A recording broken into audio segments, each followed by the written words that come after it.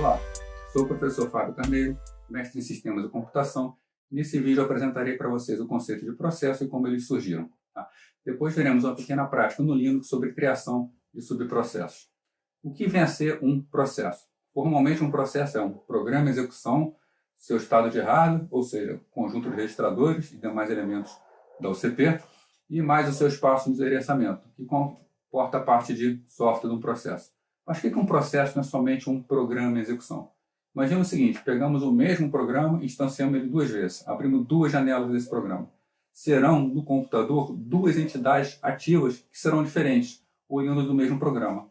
Se nós definíssemos o processo como simplesmente um programa em execução, seria duas instâncias do mesmo programa, então seria o mesmo processo. Como são entidades diferentes, que têm suas próprias variáveis, têm seu próprio estado de execução, dependendo do momento, são entidades diferentes. E como surgiram os processos? Por que veio esse conceito? O conceito de processo nasceu de uma necessidade imposta pela evolução da tecnologia. No passado, a gente tinha grandes máquinas, mas eram sistemas monotarefas, sistemas voltados para a execução de apenas uma tarefa. Com isso, não havia uma grande preocupação com a proteção do sistema. Caso aquele programa que estivesse em execução fizesse alguma coisa errada e comprometesse o sistema, era um problema do programa, e corrigia esse programa e tentava-se de novo. Com a evolução dos sistemas, aconteceu a possibilidade da multitarefa. A UCP, cada vez mais veloz, rodar apenas um programa nessa UCP levaria a um desperdício muito grande da sua capacidade de processamento. Então, a gente chega e consegue colocar mais de um programa em execução ao mesmo tempo. E temos, então, o problema da garantia de que a execução de um programa não vai interferir e prejudicar a execução de outro programa. Precisamos de um sistema de proteção. Por isso, foi preciso a criação de um novo conceito, um conceito que pudesse encapsular os programas de forma que um ficasse protegido do outro e não comprometesse um ao outro, assim como também não comprometesse ao sistema operacional. Por isso que surgiu a necessidade de se criar esse conceito de processos. Vejamos então um exemplo de criação de subprocessos no Linux. Vamos usar como exemplo aqui um programa chamado prog1, que está sendo representado por uma elipse em azul, e um programa chamado prog2, que está sendo representado por uma elipse em verde. O que a gente vai fazer aqui de exemplo? Vamos colocar prog1 em execução e prog1 vai se duplicar. Vai criar um subprocesso que é uma cópia dele mesmo e depois vamos trocar a imagem de execução de prog1 por prog2. Então, colocando prog1 em execução, inicia-se a sua execução, ele vem executando normalmente e, num determinado momento da execução, ele vai criar seu subprocesso. A criação de subprocesso no Linux, a forma tradicional, é por intermédio da chamada de sistema fork. Então, esse programa prog1 que vem executando faz uma chamada de sistema fork. O que acontece quando é feita essa chamada de sistema? O processo simplesmente se divide em dois. Teremos então dois processos. Nós vamos ter um processo, vamos chamar o processo de cima, dizer que ele é o processo original, de prog1, e uma cópia dele, também de prog1, idêntica à original, executando em paralelo. Ambas as cópias executam a partir do fork. Então, no momento em que aconteceu o fork, em prog1, tanto o processo original quanto a sua cópia continuam executando no mesmo ponto. De forma prática, é como se os dois processos estivessem iniciados juntos, estivessem em execução e chegaram juntos ao ponto do fork. No momento que há o fork, os dois começam a executar concorrentemente, começam a executar em paralelo. E como a gente vai diferenciar quem é o processo pai, o processo original, e o processo filho, que é o subprocesso que foi criado, pelo retorno da função fork. O processo pai recebe como retorno a identificação do filho, que a gente chama de PID, Process ID. Ele recebe a identificação do filho, e o que o filho recebe como retorno do fork? O filho recebe o valor 0. Então, aquele que recebeu o valor 0 será o filho. Se eu quero trocar esse filho para que o filho execute uma função diferente do pai, executamos a chamada do sistema chamada execver. A função execver recebe como parâmetro o programa que entrará em execução no lugar daquele que já está executando. No caso aqui, queremos substituir a imagem de execução por prog2. Então, queremos transformar prog1, somente essa instância de prog1, em prog2.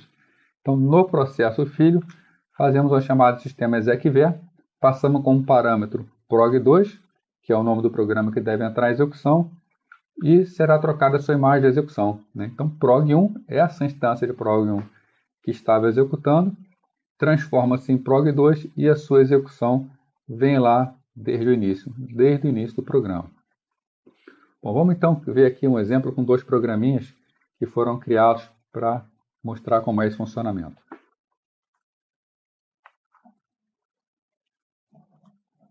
Então vamos ver como exemplo aqui 2 programinhas, um chamado procpy, que representa o processo pai, e um chamado procfilho, que representa o processo filho, né? O processo filho é aquele que será chamado pelo processo pai. Então, o processo pai representa aquele prog1 que nós vimos nos slides, que é o processo inicial que já inicia a sua execução, né? Então, o que fazem esses 2 procedimentos? Eles estão feitos aqui em linguagem C, mas são bastante simples. Assim que o programa inicia, a primeira coisa que o nosso programinha faz, o processo pai, é chamar a função fork, né? A chamada sistema fork. O que a chamada sistema fork faz? Já vimos aqui que ela divide o processo em 2. Então, o processo vai se dividir em 2. E a única diferença entre os 2 processos vai ser o retorno da chamada sistema fork, que vai ficar armazenado na variável PID. É o PID identificando o processo filho, né? Então, Process Identification do filho. Bom, PID será diferente de 0 para o processo pai e será igual a 0 para o processo filho. Então, logo depois do fork temos um if. Esse if está testando. Se PID é igual a 0, significa que estamos no processo pai, né? Desculpa, se o PID é diferente de 0, significa que estamos no processo pai. Então, se PID é diferente de 0, executa o código do pai. O que é que faz o código do processo pai? Ele informa processo pai em execução, mostra a sua própria identificação e mostra também a identificação do filho. Como ele consegue mostrar a identificação do filho? A identificação do filho é pela variável PID, o retorno da função fork. E o seu próprio ID, ele pega através da função getPID. Então, com isso ele consegue mostrar o seu e o do filho. E entra num loop infinito. Fica dormindo o tempo inteiro. Dorme um segundo, acorda, dorme um segundo, acorda, e por aí segue. Já o processo filho, né, aquele outro processo, se for igual a 0, né, se PID igual a 0, PID é o retorno da função fork, o que ele faz no filho? Mostra a imagem carregando o código do processo filho, né? E chama a função execver. A função execver recebendo como parâmetro quem? Processo filho, o programa processo filho. Então, o programa processo filho é colocado em execução no lugar da segunda instância do processo pai. O que faz o programa processo filho? Né? Ele simplesmente mostra a mensagem iniciando a execução do código do processo filho, escreve processo filho em execução, mostrando a sua identificação e a identificação do pai. A identificação dele ele consegue pela função getPID e a função do pai ele consegue por getParentPID, né? E assim como o pai vai ficar dormindo e acordando a cada 1 segundo para se manter no sistema. Bem, vamos então ver aqui como a gente vai compilar esse programa. Para compilar os programas pai e filho, chamamos o GCC, né? A sintaxe é GCC proc pai.c -o procpy. Compilou direitinho. Para compilar o processo filho, GCC proc filho.c -o proc filho. Nesse momento, então, temos compilado os 2 processos.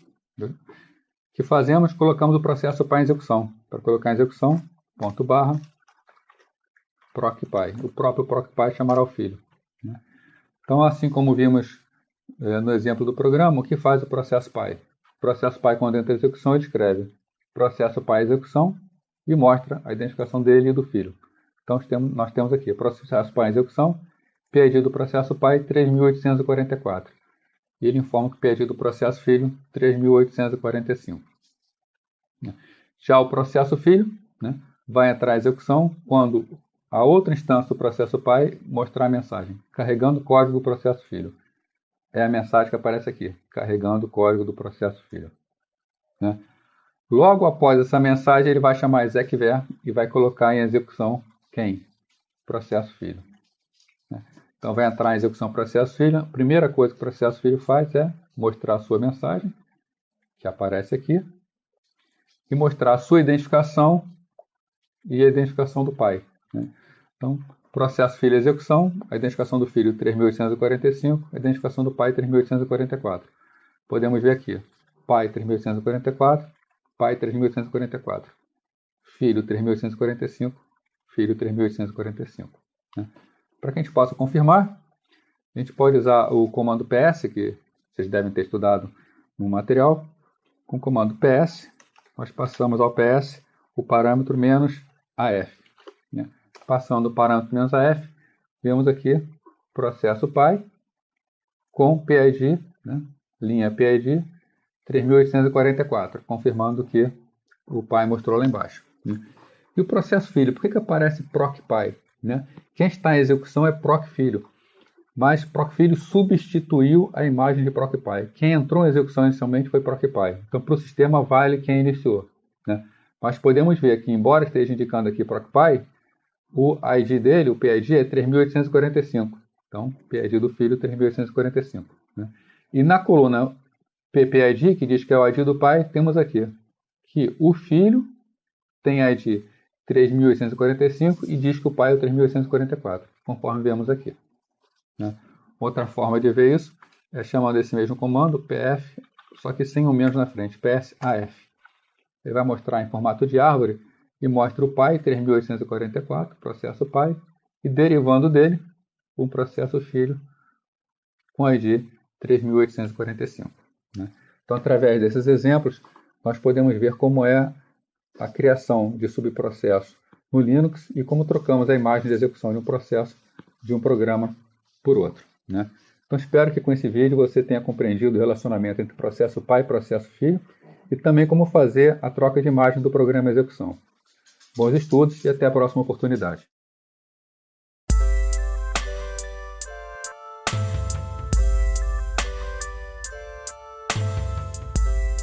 Olá, sou o professor Fábio, mestre em Sistemas de Computação. Nesse vídeo eu apresentarei para vocês as diferenças entre subprocessos e threads e como o Linux trata dessas questões. Bom, a essa altura você já sabe o que é um subprocesso. Né? Um subprocesso ele é uma entidade que ele é oriundo de um processo. Então nós temos um processo num sistema e esse processo pode necessitar criar novos processos, seja qual for essa razão, né? Seja qual for a razão que ele tenha. Então, ele, através de uma chamada de sistema fork no Linux, ele é capaz de criar seu subprocesso. E o que vem a ser threads? Por que foram criadas essas tecnologias? Bom, a diferença entre subprocesso e threads é que quando um processo cria um novo subprocesso, né, cria um novo processo, por intermédio do subprocesso, nós temos duas entidades diferentes no sistema. Embora elas sejam oriundas do mesmo programa, podem até ser o mesmo programa em execução, são dois processos independentes. Não há correlação entre eles, a não ser pelo mesmo código de execução. Quando a gente cria um subprocesso, tudo que é existente no processo original é copiado para o novo processo. Então, não há um compartilhamento, por exemplo, das variáveis entre as duas entidades. Já quando nós criamos threads, nós temos um processo, e ao criar um thread, nós estamos criando uma linha de execução concorrente dentro desse processo. Então, certo? Então, essa linha de execução concorrente dentro do processo vai permitir que as funções que estão executando concorrentemente possam trocar informações entre elas de uma forma mais facilitada. Já que são o mesmo processo, as mesmas variáveis são compartilhadas entre essas linhas de execução. Então, enquanto nós temos subprocessos que não compartilham variáveis, não compartilham espaço de endereçamento, os threads compartilham tudo. São linhas em paralelo que compartilham qualquer coisa dentro de um processo. Né? Então, threads, quando nós criamos novas threads, continuamos com um único processo e o compartilhamento dentro dele. Né? Um exemplo que eu gosto muito de dar é o exemplo de um servidor web. A gente imagina um servidor web. O servidor está parado, chega uma requisição. Qual é a maneira tradicional de se trabalhar o atendimento de requisições? Sempre que chega uma requisição, cria-se uma nova entidade para cuidar dessa requisição. E a entidade principal ela continua aguardando novas requisições. Então, chegam requisições, são criadas novas entidades para atender essa requisição. Né? Essa nova entidade ela pode ser um subprocesso ou pode ser um thread. Né? Qual vai ser a diferença? Um servidor web, chegou uma requisição, se ele cria um subprocesso, esse subprocesso atende essa requisição, quando o subprocesso termina de atender essa requisição, ele deixa de existir. Então, os subprocessos são criados conforme a demanda. Com o thread será a mesma coisa a princípio. Né? Chega uma requisição, o que o processo faz? Ao invés dele criar um novo subprocesso, ele dispara dentro dele uma função para executar concorrentemente com ele mesmo. Então, existe uma função dele para cuidar dessa requisição que acabou de chegar. Em termos de funcionamento, vai ser praticamente a mesma coisa. A diferença prática vai ser que, para criar novos processos, é pesado para um sistema. É preciso criar novas entradas, é preciso criar uma entrada na tabela de processo, é preciso tomar uma série de providências por parte do sistema operacional. Então, é mais pesado, né? Threads não. Threads é apenas mais uma linha de execução que é aberta dentro do processo que já existe. Então, é muito mais rápida a criação e eliminação de threads do que a criação e eliminação de processos. Com isso, o sistema ele flui mais rapidamente, né? Fica mais rápida a sua execução, né? Bom, então agora a gente vai para uma parte prática do Linux para a gente ver como a gente pode criar subprocesso e thread e ver a diferença de comportamento entre os dois. Vamos agora então a um exemplo da diferença entre criação de subprocesso e threads. Vamos começar por subprocesso. Bom, então nós temos um processo que está em execução, representado aqui por uma elipse, e a linha de execução do processo. Sabemos que para criar subprocesso, fazemos a chamada de sistema fork. Então, com a chamada de sistema fork, esse processo é duplicado em memória. Um processo representa o processo original e um outro processo representa o processo filho. Esse processo vinha executando e fez a chamada do sistema fork. Os dois processos continuam exatamente do ponto onde aconteceu o fork. Então, eles continuam executando do mesmo ponto, né? Como são processos diferentes, cada um tem o seu próprio espaço de endereçamento, o que significa que suas variáveis elas existem nos dois processos, porém são sempre cópias. Se uma variável é alterada dentro de um processo, o valor dessa variável não sofre alteração no outro processo. Cada um tem controle do seu espaço de endereçamento. E na parte de criação de threads? Bom, os threads começam com um processo com uma única linha de execução, um processo comum. A diferença é que para criar subprocessos fazemos a chamada de sistema fork. Para criar threads fazemos a chamada de sistema clone. Dependendo dos parâmetros de clone, podemos ter exatamente o funcionamento de fork. Clone é uma maneira mais moderna de funcionar. Fork é uma forma mais antiga, mais tradicional, mas completamente funcional, né? Quando fazemos a chamada de sistema clone com os parâmetros adequados, o que acontece é que, no lugar de serem criados dois processos em memória, continua existindo um único processo. A diferença é que temos linhas de execução dentro desse processo, linhas de execução diferentes. Nós teremos então funções executando de forma concorrente dentro de um processo, né? Então, vínhamos com uma linha de execução, com defeito chamada clone, uma das linhas de execução continua e a outra é criada, né? Então, é programação concorrente dentro de um mesmo processo. Vamos ver aqui então um exemplo. Temos para isso dois programinhas que um programa se chama subprocesso.c e um outro thread.c. O subprocesso vai nos dar um exemplo de funcionamento de subprocesso, enquanto o thread.c vai nos mostrar a diferença de execução quando trabalhamos com threads. São basicamente o mesmo programa, só muda que um cria subprocesso e outro cria thread. Então ambos possuem uma variável global chamada contador, uma variável inteira, né? E ambos possuem duas funções, uma função chamada função A e uma outra função chamada função B. A função A faz o quê? Fica no loop infinito, o A é 1, e dentro desse loop infinito ele mostra a mensagem para a função A, contador igual, e mostra o valor da variável contador. E dorme durante 3 segundos, né? E fica sempre nesse loop. A função B é bastante parecida, ela também mostra o valor do contador e dorme durante 3 segundos.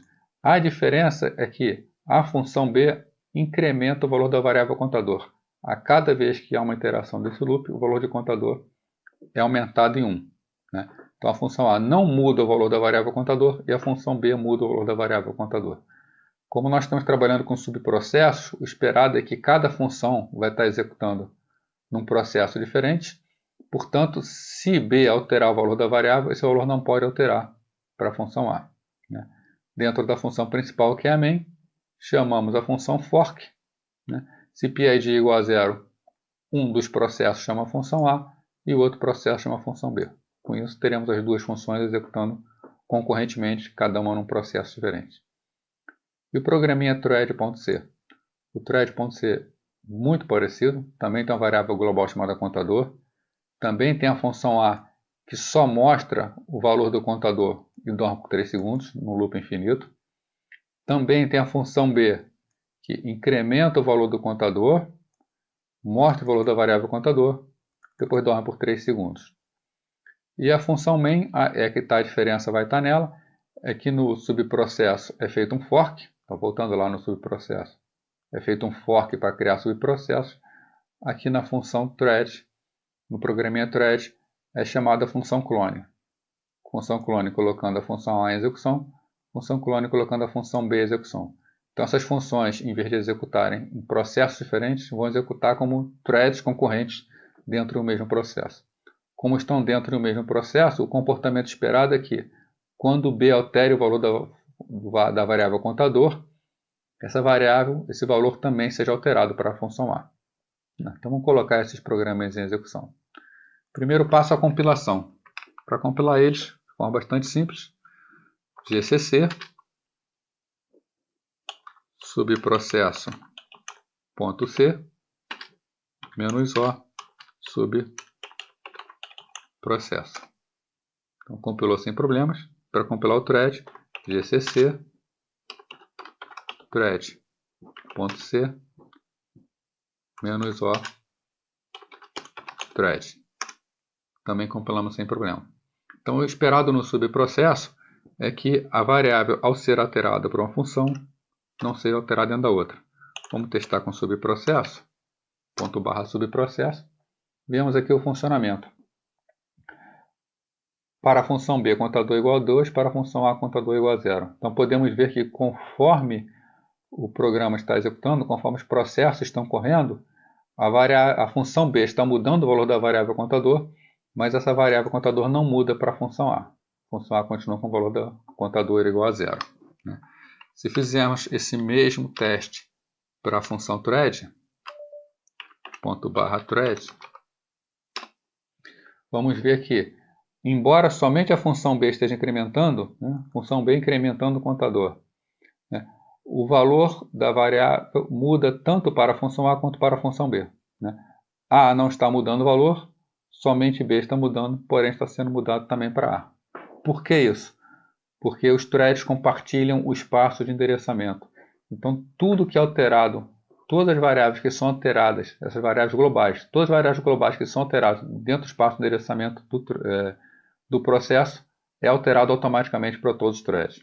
Isso não vale para subprocessos, já que eles não compartilham espaço de endereçamento. Podemos fazer mais um teste aqui, chamar o comando ps -af. Vemos aqui 3 threads em execução. O thread principal, que ele foi executado, e ele criou 2 threads, um thread para a função A e um thread para a função B. Vemos aqui que todos os 3 possuem PIDs diferentes, ou seja, são instâncias independentes. Então, embora os 3 threads façam parte de um mesmo processo, cada um deles é gerenciado de uma forma diferente pelo Linux. Então, todos eles têm identificação diferente. Porém, os 2 threads que foram criados, tanto o thread para a função A quanto o thread para a função B, eles são filhos do thread 2508. Então, 2508 é o processo principal, ele é pai dos 2 threads, embora tenham identificadores diferentes.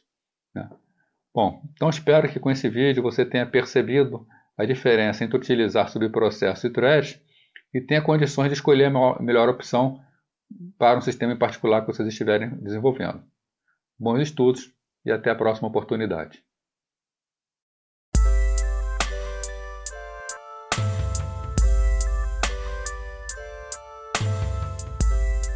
Olá, sou o professor Fábio Carneiro, mestre em Sistemas e Computação, e nesse vídeo eu apresentarei para vocês a condição de corrida, que é quando o momento de acesso aos dados influencia no resultado final do processamento de uma aplicação. Essa é uma situação muito ruim, porque é uma situação difícil de ser pega em teste, já que ela acontece raramente. E normalmente, quando chega no ambiente de produção, com a grande massa de dados sendo processada, acontece em um determinado momento e depois passa um bom tempo sem acontecer. E esses acontecimentos, como interferem na massa de dados, interferem de uma maneira muito negativa, podem levar a inconsistências no sistema. Então é importante a gente ter o conhecimento da existência da condição de corrida, saber identificar os pontos onde elas podem ocorrer para tomar os cuidados necessários, né? Então, vamos fazer uma pequena prática onde eu vou mostrar para vocês a ocorrência da condição de corrida e como nós utilizamos semáforos para evitar essa condição de corrida. Vamos ver aqui, então, um exemplo de como pode acontecer a condição de corrida. Nesse exemplo aqui, temos uma conta que possui saldo de 500. Vai acontecer um saque de 200. Se nós temos uma conta de 200, um saque de 200, a conta passa a valer 300. Depois, um depósito de 100, 300 mais 100, 400. Então, o esperado é que esse saldo seja 400 após uma operação de saque de 200, um depósito de 100. Mas como a condição de corrida pode influenciar e provocar um erro nesse sistema? Vou imaginar o seguinte. O sistema vai fazer um saque e o depósito, isso está acontecendo aproximadamente ao mesmo tempo. Então, começando com a operação de saque, é feita uma consulta ao saldo, o saldo é 500, e para dentro do processo é trazido o valor de 500. Então, né, esse processo vai subtrair o saque de 200 desse valor de 500. Só que enquanto o primeiro processo está subtraindo, está fazendo o cálculo do saque, um segundo processo já está consultando o saque, o processo que vai fazer o depósito de 100. Ao consultar esse saldo de 500, o segundo processo, o processo de depósito, também pega um saldo de 500 da conta. Continuando no processamento, o primeiro processo subtrai o saque de 200 do valor de 500, ele fica na sua variável valor com o valor de 300. O segundo processo vai fazer um cálculo parecido, só que dessa vez vai somar o depósito de 100 e vai ficar com o valor de 600. O primeiro processo terminou o seu cálculo, o que ele vai fazer? Ele vai atualizar o saldo. Então ele atualiza o saldo de 500 para 300. O erro acontece que o processo de depósito ele havia solicitado antes o valor do saldo. Como ele solicitou antes o valor do saldo, ele agora tem uma inconsistência com o valor real do saldo. Só que ele não sabe disso. E chegou o momento de, após ele fazer o cálculo, ele devolver o valor de saldo. O que ele vai fazer então? Vai atualizar o saldo para 600. No final das contas, o sistema que deveria ter 400 de saldo em conta ficou com 600. Por que isso ocorreu? Porque nós temos dois processos que estão trabalhando simultaneamente. Essa é a chamada condição de corrida. E o resultado da condição de corrida vai influenciar no resultado final do processamento. Vamos ver então, novamente, dois programinhas que exemplificam como a condição de corrida está acontecendo e uma situação que a gente pode fazer para evitar a condição de corrida. Então temos aqui dois programas, um programa chamado Atualiza Saldo com erro, que é um programa que vai simplesmente fazer atualização de saldo sem preocupações com a condição de corrida, e depois um outro programa que é a correção daquele que estava errado. A gente vai usar para isso a técnica de semáforos. Então vamos ver aqui qual seria o programa com erro. Então esse aqui é um programa de saldo que está simulando o acesso a uma conta bancária. Então temos funções para criação de conta, uma série de funções de apoio. Vamos ver só as funções que nos interessam. Na função principal, que é a função main, vai ser criada uma conta de nome José Maria e o saldo dessa conta vai ser de 500. E nós vamos disparar duas threads. Um thread que vai fazer um depósito, então uma função de depósito, e outro thread rolando em paralelo, executando ao mesmo tempo, vai fazer o saque. As funções depósito e saque elas são bem simples. O que faz a função depósito? A função depósito vai depositar 100, ela chama uma função chamada atualiza saldo, onde ela vai atualizar um saldo de 100 na conta 231. E a função saque vai fazer um saque de 200 na conta 231. Então, as duas funções, tanto a função depósito quanto a função saque, elas chamam a função atualiza saldo. Então, essa função atualiza saldo é a função que faz a atualização e que corre o risco de ter um problema de condição de corrida. Qual é a maneira errada de fazer? É não termos a preocupação do acesso à variável, acesso concorrente a essa variável compartilhada. Então, nós temos um registro, a função ela é bastante simples, ela lê o registro da conta, ela informa que está iniciando a operação, Colocamos aqui uma pausa forçada, só para poder correr o risco da condição de corrida, ficar mais fácil ver essa condição de corrida acontecer. Né? E depois que ela lê o valor, ela atualiza o saldo, ou seja, o saldo recebe o saldo mais o valor. Por fim, ela grava o registro e informa que a operação foi terminada. O risco aqui é que tanto o saque quanto o depósito estão chamando atualizar saldo ao mesmo tempo. Então, essa aqui vai estar executando de forma concorrente e pode cair na condição de corrida. Né? Qual seria a maneira de evitar esse problema? A maneira de evitar esse problema é proteger o que a gente chama de região crítica, que é essa região aqui, que ela vai desde o momento que é feita a leitura do registro até o momento que é feita a gravação do registro, e tem que garantir que se uma função entrar aqui dentro para realizar uma operação, nenhuma outra pode entrar. Como a gente faz isso? Então, vou chavear aqui agora para a função correta, onde é feita uma alteração da função atualização. Né? Então, aqui a região crítica é a região que está desde a leitura do registro até a gravação do registro. Nós vamos proteger por um semáforo chamado mutex. Então, antes de entrar na região crítica, fazemos um up em mutex. Isso aqui garante que somente uma instância vai estar executando. Se alguém estiver aqui dentro fazendo depósito ou saque e uma outra função tentar entrar, não consegue entrar até que quem esteja aqui dentro faça o down no mutex e saia. Então, o semáforo, uma das funcionalidades do semáforo é essa. Enquanto faz um up, ninguém consegue entrar até que seja feito o down. Foi colocada mais algumas linhas de código aqui só para mostrar o funcionamento. Então, o que essas linhas fazem a mais? Antes do up, ele vai dizer que a operação vai entrar na região crítica. Faz o up e depois que consegue entrar, fala que a operação entrou na região crítica, para a gente poder ver acontecendo. Né? Entrou na região crítica, vai poder tranquilamente ler o registro, né? Vai dizer que está iniciando a operação sobre o registro, vai dar uma dormida, a mesma que tem anteriormente, para provocar a condição de erro, vai atualizar o saldo, no final, grava o registro e avisa que terminou a operação. Né? Quando terminou, faz o down para liberar outro processo entrar. Vamos compilar então esses dois programinhas para ver o que acontece. Vamos fazer então a compilação. Para compilar, gcc, atualiza saldo erro.c, -o, atualiza saldo erro. Tá? Foi sem problemas. E para compilar a função que está correta, atualiza saldo correto.c, -o, atualiza saldo correto. Como aqui estamos usando semáforos nessa segunda função, e eu estou usando o semáforo da biblioteca pthread, então precisamos botar o parâmetro ndp thread para fazer a compilação. Então, compilado direitinho, atualiza saldo erro, atualiza saldo correto. Vamos fazer os testes então. Vou dar primeiro a função atualiza saldo erro. Vamos ver o que aconteceu aqui. Né?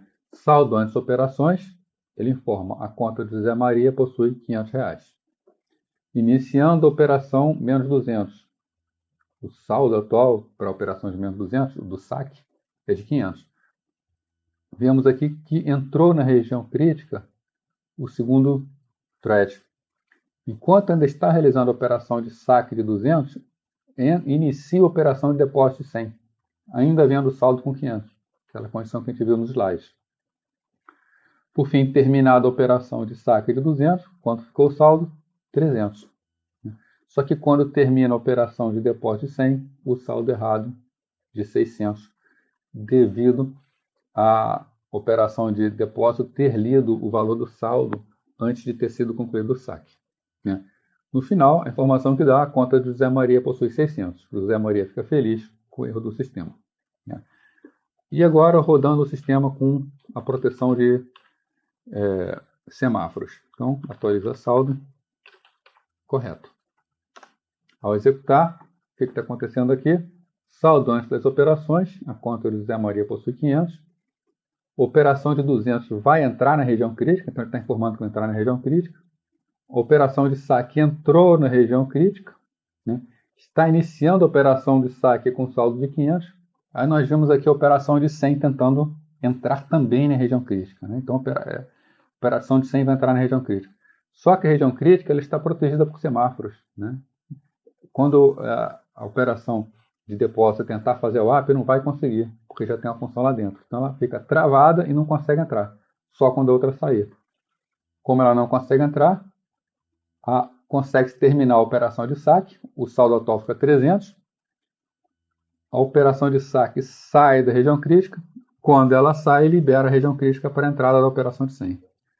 Quando a operação de 100 entra, que vai pegar o saldo já está atualizado, então já pega o saldo atualizado. A operação de 100 termina e nós temos um saldo final de 400. No final das contas, a conta de José Maria possui agora 400, ou seja, o programa executa corretamente.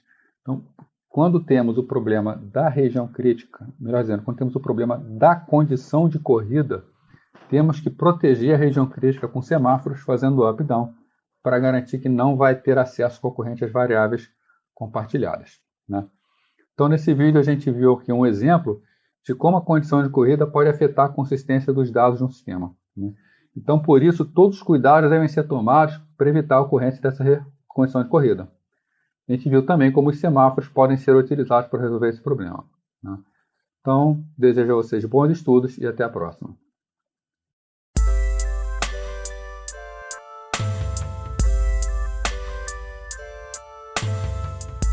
Olá, sou o professor Fábio Carneiro, mestre de Sistemas e Computação. Nesse vídeo eu apresentarei para vocês o que é o escalonamento e como ele influencia na execução dos processos. No final, vamos ver uma pequena prática em Linux, onde vamos ter a oportunidade de ver como a prioridade de escalonamento pode influenciar na execução de processos. Bom, primeiro vamos ver um conceito importante para escalonamento, que é o conceito da preempção. O que é a preempção? Preempção é quando um sistema está executando um processo. Então, o processo ele está executando, ele está fazendo uso da OCP. Se o sistema tem a capacidade de interromper aquele processo a qualquer momento para colocar um outro processo no lugar dele em execução, dizemos que temos um sistema preemptivo. Já quando o sistema não tem a capacidade de interromper esse processo, e esse processo ele executa o tempo que ele quiser, só vai sair da execução quando ele terminar a sua execução ou quando ele voluntariamente liberar a OCP, dizemos que temos um sistema não preemptivo, né? O Linux ele é um sistema operacional cujo algoritmo de escalonamento padrão, nós dizemos que é um algoritmo de escalonamento por múltiplas filas. No caso, 3 filas, e no Linux é chamado de classes, né? A primeira classe é a classe chamada FIFO em tempo real, né? Que é a classe de maior prioridade, né? Seguindo a ela, nós temos uma outra classe que é do escalonamento circular em tempo real, né? E, por fim, uma classe de escalonamento, que é a classe do tempo compartilhado, né? Por que 3 classes diferentes? Por que 3 filas diferentes? A primeira fila do Linux, que é chamada FIFO em tempo real, ela faz o escalonamento única e exclusivamente pela prioridade do processo, sem preempção. Se um processo cai nessa fila, né, os processos que caem nessa primeira fila, eles são sempre escalonados. Enquanto houver sistema FIFO em tempo real para ser escalonado, nenhum outro processo executa. Então, eles são prioritários no sistema, né? E uma vez que um processo entra em execução, ele executa até o final, até que ele largue a OCP, né? Não vai haver preempção. Há uma única exceção a essa regra. É se surgir um novo processo da mesma fila com prioridade maior do que ele. Então, nessa fila, manda única e exclusivamente a prioridade. E aquele de maior prioridade vai executar sempre, né? Se não houver nenhum sistema FIFO em tempo real para execução, nós entramos na segunda classe, que é a classe do escalonamento circular em tempo real. Nesse escalonamento circular em tempo real, não vai existir o conceito da prioridade.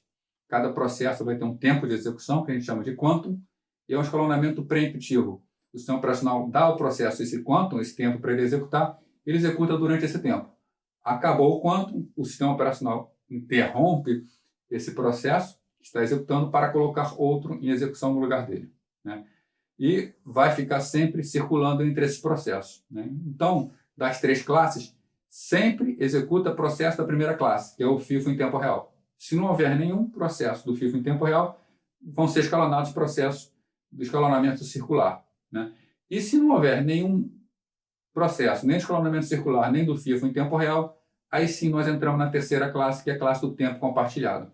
No tempo compartilhado, no escalonamento por prioridade, mas também com quantum, né? Onde existe uma prioridade dinâmica e os processos, na verdade, no tempo compartilhado, vai ter um algoritmo de escalonamento muito bem implementado que vai dar uma equidade, onde os processos vão ter tempos iguais de utilização da OCP, né? Todos os nossos processos de usuário, são processos de tempo compartilhado. O processo precisa ser muito especial, tem que ter uma justificativa muito boa, né, para que ele seja um processo FIFO em tempo real ou um processo de escalonamento circular em tempo real. Vamos partir agora, então, para uma pequena prática. Bom, vamos ver agora como utilizar o comando nice para poder mudar a prioridade de um processo que está executando e também ver qual a influência disso na execução desse processo. Bom, para poder fazer essa verificação, a gente vai fazer um programinha aqui que faça um cálculo pesado. Bom, esse programa vai ser baseado na série de Leibniz, na fórmula de Leibniz, que é uma série que diz que π é igual a 4 vezes o somatório de k igual a 0 até infinito, de menos 1 elevado a k sobre 2k mais 1. Então, uma série longa, né? E vamos fazer um programinha para variar k de 0 até um determinado valor. Tá? Esse é um programa simples, é uma série simples de ser feita. Então, temos aqui um exemplo de programa em linguagem C para o cálculo de π, onde para o cálculo de π a gente fornece um valor i e a gente vai fazer a série até i, em vez de fazer a série até infinito. Então vai fazer de k igual a 0 até i e vai fazer esse somatório para chegar em π. E vamos chamar esse programa várias vezes, primeiro com uma iteração e a cada vez multiplicar por 5. Na segunda vez com 5 iterações, depois com 25 iterações e por aí vai, né? Para poder exemplificar essa concorrência, tem um programa que chama π1.c e o π2.c. Eles são exatamente o mesmo, se vocês forem olhar aqui, né? A única diferença é que na hora de imprimir, o π1.c ele imprime π1 no momento de mostrar o valor. E o π2.c ele imprime π2. Isso vai ser importante para a gente poder saber qual processo é qual. Tá? E eles também são chamados de π1 e π2 para que a gente possa acompanhar qual é o peso deles sobre a OCP. Então, primeiro eu vou rodar os dois em paralelo. Para isso, a gente vai usar um script que está aqui em exemplo 1. Esse script ele dispara tanto π1 quanto π2 simultaneamente, com a mesma prioridade. Então, a ideia aqui é que eles vão dividir a utilização do ECP. Tá? Depois disso, nós vamos rodar o exemplo 2.sh, que é o do shell, onde o programa π1 será executado normalmente. Já o programa π2 vai ser executado com nice 5. Então, ele vai ter um acréscimo de 5 em sua prioridade. Lembrando que um acréscimo de 5, quando a gente acresce na prioridade, a prioridade inversa, né, está com menor prioridade. Então, o processo com prioridade 5, ele tem menos prioridade do que um processo com prioridade 0. Então, nesse caso, é esperado que π2 utilize menos o CP que π1. Tá? Vou então fazer a compilação desses programas. Para compilá-los, um gcc p1.c menos o p1. Para compilar o segundo, gcc p2.c menos o p2. Colocar um deles em execução, para a gente ver então, com uma iteração calculou o valor de 4 para π, com 5 interações 3,33. Conforme aumenta a quantidade de interações, mais próximo vai chegando do π. Por enquanto aqui, com essa quantidade de interações, chegamos ao valor de 3,141592 e por aí vai. Tá? Então, é um programa que vai demorar muito tempo executando para chegar no valor de π. Né? E ele faz uso intenso da OCP. Vamos botar aqui um programinha chamado top. O top está aqui. O nosso programinha π1 está executando, né? E ele está utilizando 47,5% da OCP. Ele está concorrendo aqui com o meu gravador de vídeo. Está ocupando metade da OCP. Bom, vamos então agora parar ele, né? E vamos rodar o nosso exemplo 1. Lembrando que exemplo 1 dispara tanto π1 quanto π2 simultaneamente, em paralelo, eles vão ficar concorrendo e a tendência é que eles dividam a utilização da OCP. Então, para testar isso aí, exemplo 1.sh. Bom, temos aqui rodando π1 e π2. A gente está vendo que eles estão fazendo a quantidade de interações parecidas. No início eles concorrem à execução muito rápida, Nós podemos ver aqui que P1 e P2 fizeram juntas determinada quantidade de interações, depois 488 alguma coisa, né? Então eles estão utilizando mais, estão virando mais ou menos no mesmo tempo. E se olharmos a utilização da UCP, temos aqui P1 utilizando 23% da UCP, P2 utilizando 23% da UCP. Então os dois processos utilizando mais ou menos a mesma quantidade de UCP, que é o esperado, já que eles estão rodando com a mesma prioridade. Vamos parar a execução deles. Utilizar o QAll, que é mais fácil de matar. QAll P1, P2. Matou os processos, eles não estão mais executando, né? Vamos ver agora o programa exemplo 2. Né?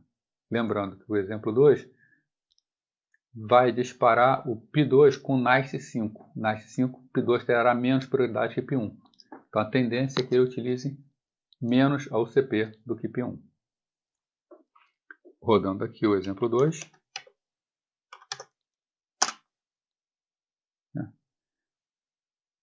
Podemos ver que P1 já chegou na determinada quantidade de iterações, P2 só chegou agora. Então, daqui a pouco P1 já faz a quantidade maior, então P2 está utilizando menos o CP como era esperado, já que está rodando com NICE 5. Se formos olhar aqui no top, a gente vê P1 está ocupando no momento 33% da UCP, enquanto o P2 está ocupando 11% da UCP. Então, está ocupando bem menos, né? Então, a gente vê que com NICE a gente consegue mudar a prioridade no programa começa executando. E se olhar aqui a prioridade base, né, os processos, P2 começou com NICE 5, então ele está com prioridade 25, com NICE 5, enquanto o P1 está com a prioridade padrão 20, com NICE 0. Outro comando interessante é um comando chamado renice. O renice a gente pode mudar a prioridade de um processo que já está em execução. Então se a gente quiser inverter aqui, o P2 está com prioridade 5. Vamos passar P1 para a prioridade de NICE 15, para que P2 agora tenha mais tempo do CP que P1. Para isso a gente precisa pegar o número do processo. Tá? O número do processo, o P1 está aqui, 4310, 4310. Para aumentar ou diminuir a prioridade dele, aumentando o NICE, está o comando renice. Está escrito errado. Renice mais 15 para o processo 4.310. Reparamos que o processo 4.310 está com NICE 0 e prioridade 20. E ele está usando mais o CP que P1. Então vamos dar o Enter aqui. Quando damos o Enter, dá o Process ID 410. Tinha prioridade antiga 0, passou para a nova 15. Olhando aqui, P1, ele estava com 20, agora está com 15. Está com menos prioridade que o P2, houve uma inversão. P1 está utilizando muito menos o CP do que P2. Né? Então a gente consegue mudar a prioridade em tempo real, a quente que a gente chama, utilizando o renice. Detalhe interessante é que um usuário comum ele nunca pode melhorar a prioridade de um processo. Né? Então a gente deu um renice mais 15. Se eu estiver arrependido e quiser voltar para 10, achei que foi muito, tentar dar um renice 10.43.10, falha ao definir prioridade. Né? Um usuário comum não pode, somente o administrador. Né? Se eu botar aqui a senha de administrador,